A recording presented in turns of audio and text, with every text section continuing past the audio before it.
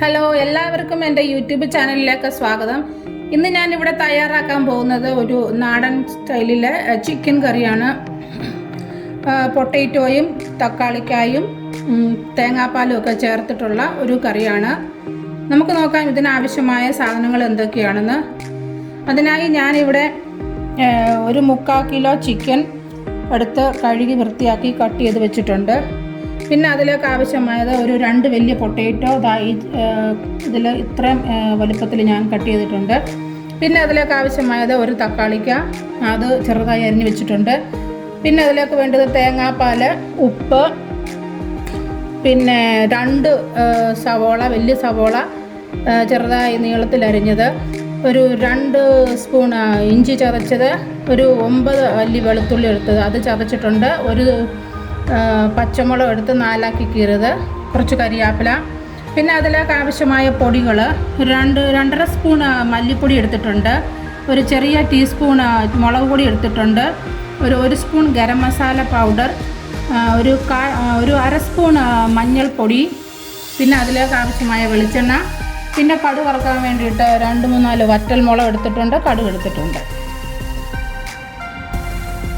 Chicken കറി തയ്യാറാക്കാൻ വേണ്ടിയിട്ട് ഞാനൊരു പാൻ എടുത്ത് അടുപ്പത്ത് വെച്ച് അതിലേക്ക് എണ്ണ ഒഴിച്ച് കൊടുത്തിട്ടുണ്ട്. അതിലേക്ക് ഞാൻ എടുത്ത് വെച്ചിരിക്കുന്ന സവോളയും ഇഞ്ചി, വെളുത്തുള്ളി, പച്ചമുളക് ഇതെല്ലാം കൂടി ഇട്ട് കൊടുക്കുകയാണ്. എന്നിട്ട് ഇത് നന്നായി ഒന്ന് ഇളക്കി കൊടുക്കാം. അതിലേക്ക് നമുക്ക് ഈ സമയത്ത് കുറച്ച് ഉപ്പും കൂടി ചേർത്ത് കൊടുക്കാം. ഇതൊന്ന് പെട്ടെന്ന് വഴന്ന് കിട്ടാൻ വേണ്ടിയിട്ടാണ് ഇച്ചിരി ഉപ്പ് ചേർത്ത് കൊടുക്കുന്നത്. പിന്നെ നമുക്ക് ഒരു നല്ല ഹൈ ഫ്ലെയിമിൽ വെച്ചിട്ട് ഇതൊന്ന് വഴറ്റി എടുത്ത് കൊടുക്കാം. ഇപ്പം നമ്മുടെ ഉള്ളി ഇവിടെ വഴന്ന് വന്നിട്ടുണ്ട്. അതിലേക്ക് നമുക്ക് എടുത്ത് വെച്ചിരിക്കുന്ന തക്കാളിയും കൂടി ചേർത്ത് കൊടുക്കാം. ഈ തക്കാളിയും കൂടി വഴന്ന് വരട്ടെ. ഈ സവോളയൊക്കെ നന്നായി വഴന്ന് വന്നിട്ടുണ്ട്. ഈ സമയത്ത് നമുക്ക് എടുത്ത് വെച്ചിരിക്കുന്ന പൊടികൾ ഇട്ട് കൊടുക്കാം. ഗരം മസാല ഒഴിച്ച് ബാക്കി എല്ലാ പൊടികളും ഈ സമയത്ത് ഇതിലേക്ക് ചേർത്ത് കൊടുക്കാം. എന്നിട്ട് ഇത് നന്നായി ഒന്ന് ഇളക്കി കൊടുക്കാം. ചെറിയ തീയിൽ വെച്ചിട്ട് വേണം ഇത് വഴറ്റിയെടുക്കാൻ വേണ്ടിയിട്ട്, അല്ലെന്നുണ്ടെങ്കിൽ ഇത് മൊത്തം കരിഞ്ഞു പോകും. പൊടികളൊക്കെ കരിഞ്ഞു കഴിഞ്ഞാൽ പിന്നെ അതിൻ്റെ ടേസ്റ്റ് മൊത്തത്തിലങ്ങ് പോകും. അതുകൊണ്ട് ചെറിയ തീയിലെടുത്ത് വെച്ചിട്ട് നമുക്ക് വഴറ്റി കൊടുക്കാം.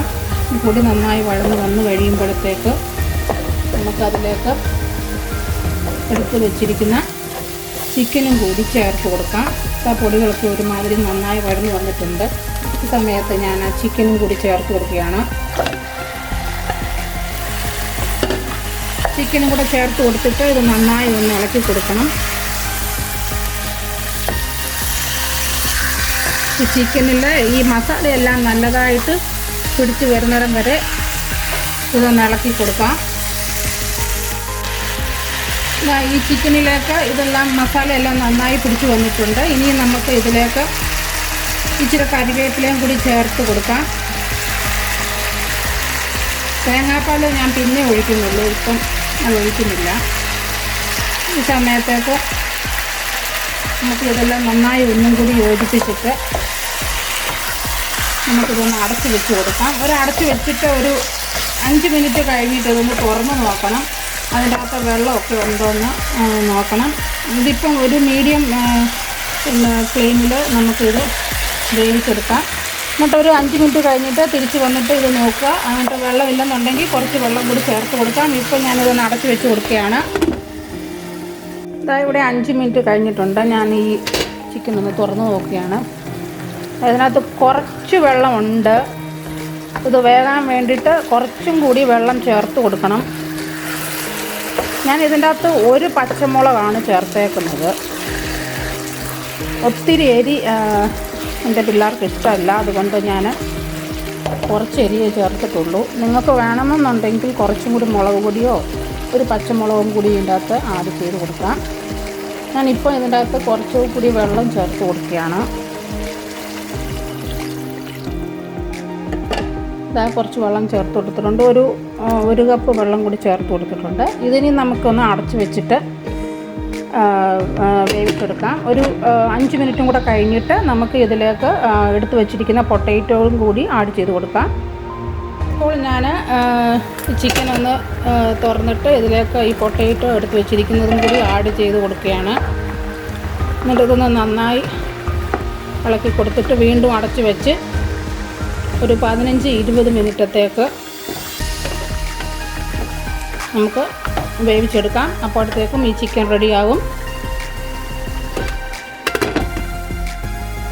ഇതാ ഇവിടെ നമ്മുടെ ചിക്കൻ കറി റെഡി ആയിട്ടുണ്ട്. ഒരു അരമണിക്കൂറായിട്ടുണ്ട്. ഇത് വെച്ചിട്ട് എല്ലാം വെന്തു. ഇതാ പൊട്ടറ്റോ ഒക്കെ നന്നായി വെന്ത് വന്നിട്ടുണ്ട്.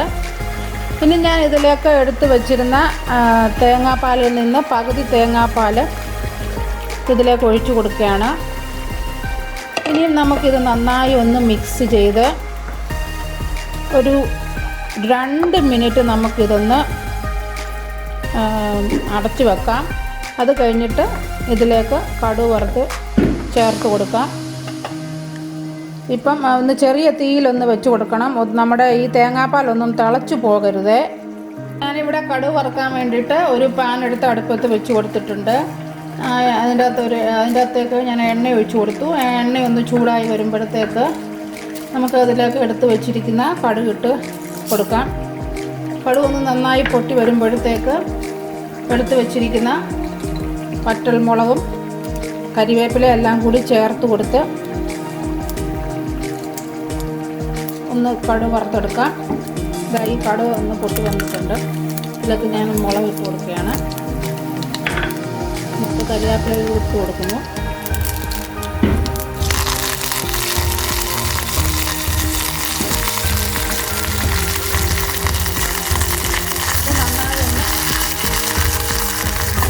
ചൂടായി കഴിയുമ്പോഴത്തേക്ക് നമുക്കിതിലേക്ക് എടുത്ത് വെച്ചിരിക്കുന്ന ചിക്കനിലേക്ക് ഇത് ഇട്ട് കൊടുക്കാം. അതിന് മുമ്പായിട്ട് ആ ചിക്കനിലേക്ക് ചിക്കൻ ഇവിടെ ഉണ്ട്. നമുക്ക് ചിക്കനിലേക്ക് നമ്മുടെ ഗരം മസാല പൗഡറും കൂടി ചേർത്ത് കൊടുക്കാം.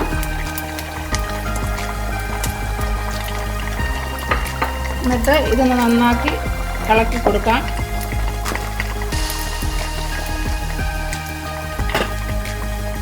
അതിന് തീ ഞാൻ ഓഫ് ചെയ്തു.